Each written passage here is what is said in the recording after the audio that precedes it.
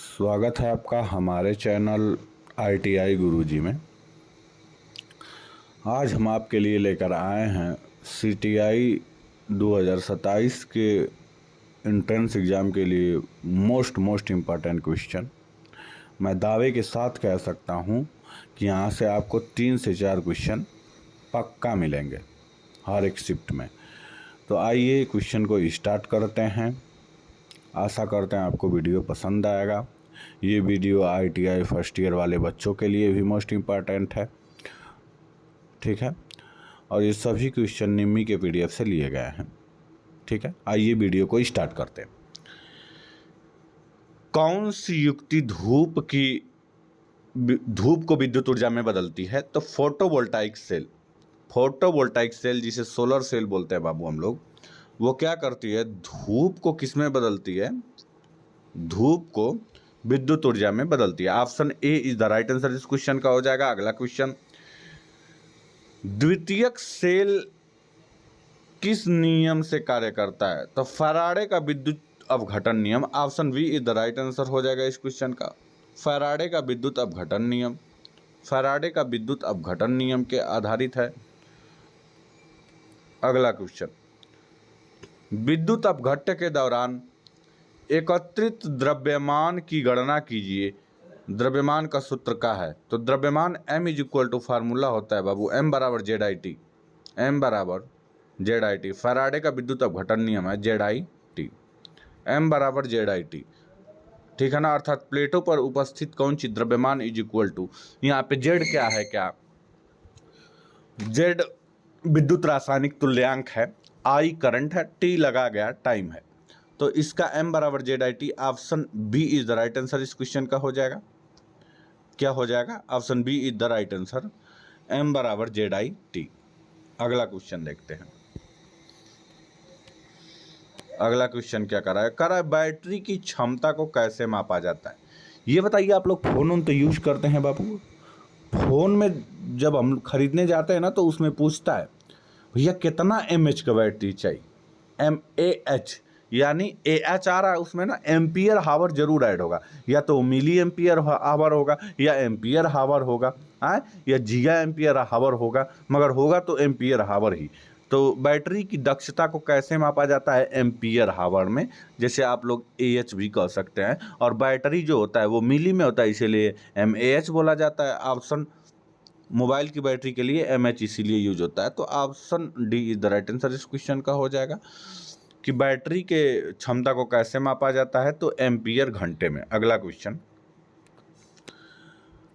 कह रहा है उस दोष का नाम बताइए जिसके कारण द्वितीयक सेल में प्लेटें मुड़ जाती हैं। कह रहा है कि बकलिंग दोष के कारण सेल की प्लेटें क्या हो जाती हैं? मुड़ जाती है। तो इसका option A is the right answer हो जाएगा। कौन सा दोष? बकलिंग दोष। अगला क्वेश्चन देखते हैं।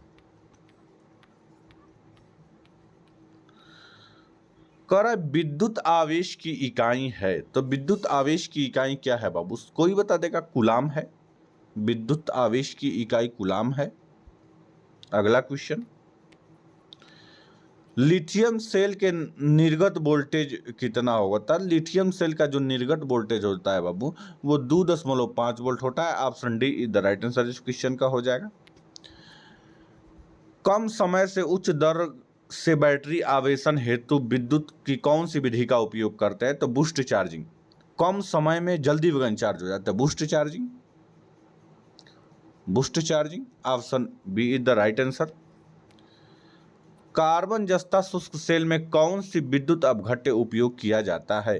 तो कार्बन जस्ता सेल में विद्युत अपघट्य के रूप में बाबू अमोनियम क्लोराइड का प्रयोग करते हैं। Option B is the right answer इस क्वेश्चन का हो जाएगा, अमोनियम क्लोराइड। अगला क्वेश्चन, द्रव में विद्युत धारा प्रवाहित होने का कौन सा प्रभाव है? तो द्रव में जो विद्युत धारा का प्रभाव होता है वो रासायनिक प्रभाव के कारण होता है। विद्युत धारा का रासायनिक प्रभाव के कारण ही होता है, जिसमें आवेश क्या करते हैं? वहन करते हैं। जिसमें चार्ज क्या करते हैं? वहन करते हैं। धनावेश और ऋणावेश, या धनायन या फिर ऋणायन, इसमें क्या करते हैं? गमन करते हैं। अगला क्वेश्चन, सीसा अम्ल बैटरी में ऋणात्मक प्लेट बनाने हेतु कौन सी पदार्थ का उपयोग किया जाता है?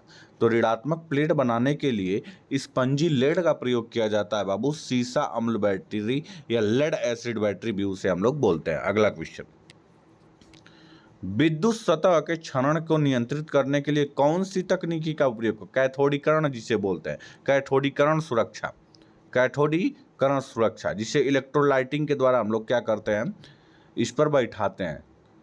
अरे बाबू आप लोग पढ़े होंगे कक्षा 10th स्टैंडर्ड में, विद्युत अपघटनी विधि, धातु शोधन का विद्युत अपघटनी विधि में नहीं देखते हैं आप लोग? एक ठो ऐसे करके लगा रहेगा, एक ठो एनोड रहेगा, एक ठो एनोड, सभी एनोडों को धातु के प्लस सिरे से, सभी कैथोडों को धातु के निगेटिव सिरे से बैटरी से जोड़ देंगे, तो इस पर से निकल के इस पर से चिपकेगा, जो क्या कहेगा, इस पर एक परत बना लेगा। तो वही तो है इलेक्ट्रोलेपिंग जिसे बोलते हैं, तो वही कैथोडीकरण सुरक्षा भी उसे हम लोग कहते हैं। डिजिटल घड़ियों में सामान्यतः कौन सा सेल का प्रयोग करते हैं? तो डिजिटल घड़ियों में सामान्यतः बाबू पारा सेल का प्रयोग होते हैं। और छोटे इलेक्ट्रॉनिक्स उपकरणों में सिल्वर ऑक्साइड का प्रयोग करते हैं। तो इलेक्ट्रॉनिक्स उपकरणों में पूछे बाबू, छोटे इलेक्ट्रॉनिक्स उपकरण में पूछे तो सिल्वर ऑक्साइड, और डिजिटल घड़ी में पूछे तो पारा सेल, जिसे मरकरी सेल भी हम लोग कहते हैं। अगला क्वेश्चन, समानांतर युग्म परिपथ में यदि एक सेल को विपरीत ध्रुवता के साथ जोड़ देंगे तो क्या प्रभाव पड़ेगा? कह रहा है कि यदि एक सेल को विपरीत ध्रुवता को आपस में जोड़ दें, यानी प्लस है और ये निगेटिव, ये प्लस वाला है और ये निगेटिव वाला है, तो विपरीत ध्रुवता है और इसको आपस में क्या कर दें, जोड़ दें, तो ये शॉर्ट सर्किट हो जाएगा ना बाबू। तो वही कह रहा है, लघुपथित हो जाएगा। क्या हो जाएगा? विल गेट शॉर्ट सर्किटेड, यानी लघुपथित हो जाएगा। Option C is the right answer इस क्वेश्चन का हो जाएगा। अगला क्वेश्चन देखते हैं, बैटरी आवेशन में फाइनल सेलेक्टर स्विच का क्या कार्य है? तो फाइनल सेलेक्टर स्विच का क्या है? धारा रेटिंग का चुनाव करना। Option A is the right answer, धारा रेटिंग का क्या करना? चुनाव करना। अगला क्वेश्चन,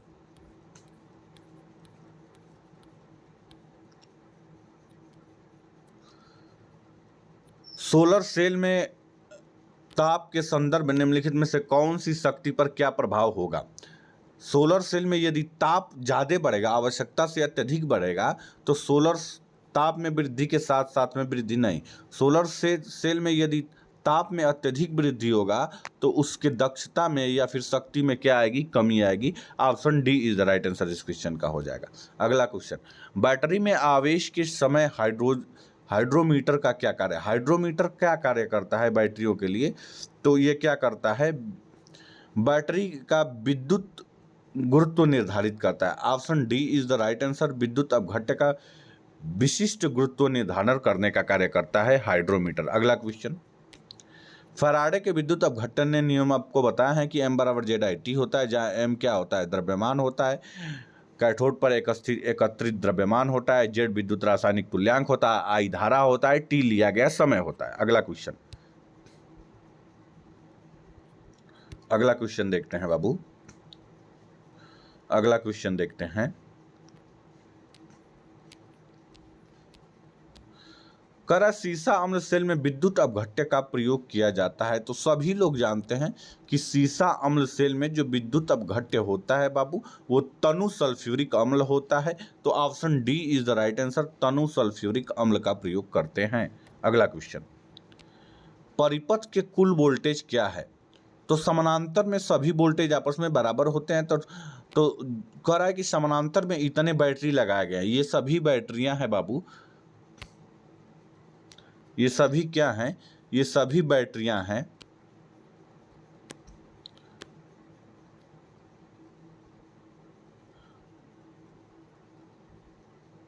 ये सभी बैटरियां लगाई गई हैं।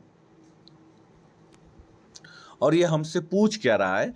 कह रहा है कि सभी बैटरियां 1 2 3 4 5 6 बैटरियां लगाई गई हैं जो एक दूसरे के पैरेलल में है। तो जो लोड है बाबू, जो लोड है यहाँ पे, इस पर कितना वोल्टेज, प्रभावी वोल्टेज प्राप्त होगा?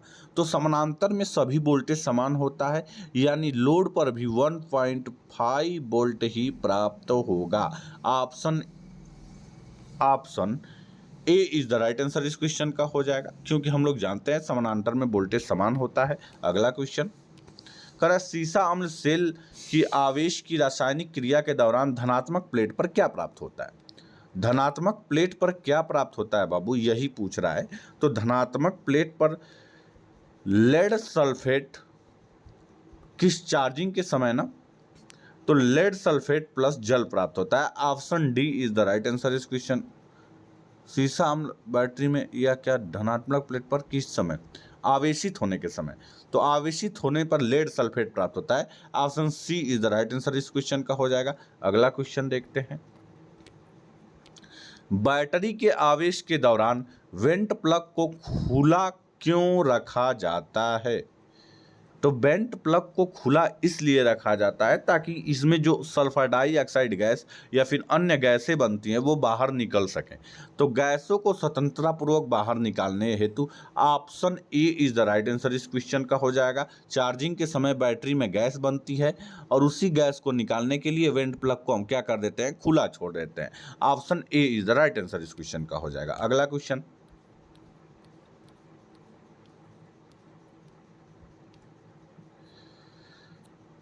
कौन सी विधि में बैटरी को कम धारा पर लंबे समय तक चार्ज किया जाता है। यह ट्रिकल चार्जिंग होता है और ट्रिकल चार्जिंग के द्वारा हम लोग सल्फेशन दोष को दूर करते हैं बाबू। फिर से, कौन सी विधि में बैटरी को कम धारा पर लंबे समय तक चार्ज किया जाता है। तो ट्रिकल दोष को कम धारा पर लंबे समय तक चार्ज किया जाता है बाबू। और ये कब किया जाता है, जब बैटरी लंबे समय तक रखी जा सकती है तो जो उसका विद्युत अपघट्य है वो जम जाता है। विद्युत अपघट्य क्या हो जाता है, उसका जम जाता है और उसी जमाव को सही करने के लिए ट्रिकल आवेश का प्रयोग करते हैं। और इस विधि में क्या करते हैं, बहुत कम धारा पे बैटरी को लंबे समय तक लगभग 24 घंटा 36 घंटे के लिए चार्ज में लगाते हैं। तो option B is the right answer इस क्वेश्चन का हो जाएगा। अगला क्वेश्चन, सीसा अम्ल बैटरी में कठोर सल्फेशन दोष का कारण क्या है। तो सीसा अम्ल बैटरी में कठोर सल्फेशन दोष का कारण ये है कि बैटरी को कम धारा से लंबे समय तक चार्ज करना नहीं, नई विद्युत अपघट्य से बदल दें, नई इलेक्ट्रोड को बदल दें, बैटरी को अत्यधिक धारा से कम समय तक पुनः आवेशित करें। हाँ, क्या कह रहा है, सीसा अम्ल कठोर सल्फेशन दोष को कैसे जाना जाता है, ये गलत पूछ रहा है। कठोर सल्फेशन दोष को कैसे दूर किया जाता है ये पूछना चाहिए। तो बैटरी को कम धारा पर लंबे समय तक चार्ज करने पर यह कठोर सल्फेशन दोष को दूर किया जाता है। वो आप लोग को हम पहले बताएं कि सल्फेशन दोष कैसे दूर होता है। अगला क्वेश्चन, सिल्वर ऑक्साइड बैटरी में कौन सा पदार्थ निगेटिव प्लेट की तरह उपयोग किया जाता है। तो सिल्वर ऑक्साइड सेल में कौन सा प्लेट निगेटिव प्लेट के रूप में उपयोग किया जाता है। सिल्वर ऑक्साइड सेल में बाबू सिल्वर ऑक्साइड जो होता है वो निगेटिव प्लेट के रूप में उपयोग किया जाता है। Option D is the right answer इस क्वेश्चन का हो जाएगा। अगला क्वेश्चन, चांदी का विद्युत रासायनिक तुल्यांक है।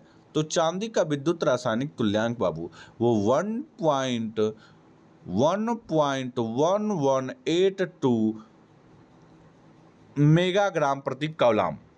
Option D is the right answer इस क्वेश्चन का हो जाएगा। अगला क्वेश्चन देखते हैं, सीसा अम्ल सेल को निरावेशन की रासायनिक क्रिया के दौरान ऋणात्मक प्लेट पर क्या प्राप्त होता है, क्या उपयोग। अच्छा, ऋणात्मक प्लेट पर क्या उपयोग होता है, तो स्पंजी लेड का उपयोग करते हैं ऋणात्मक प्लेट पर।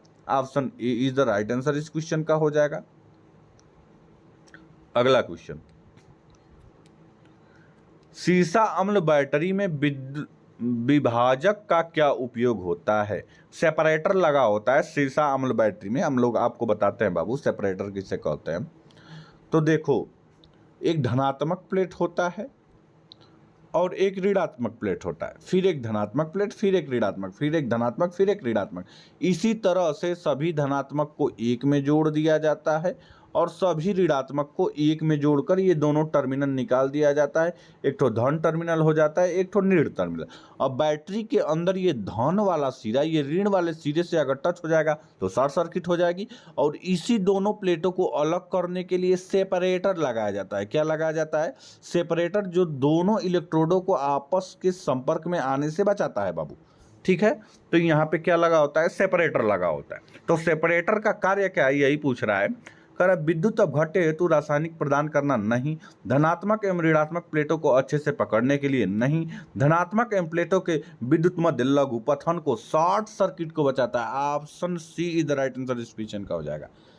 ठीक है, अगला क्वेश्चन देखते हैं।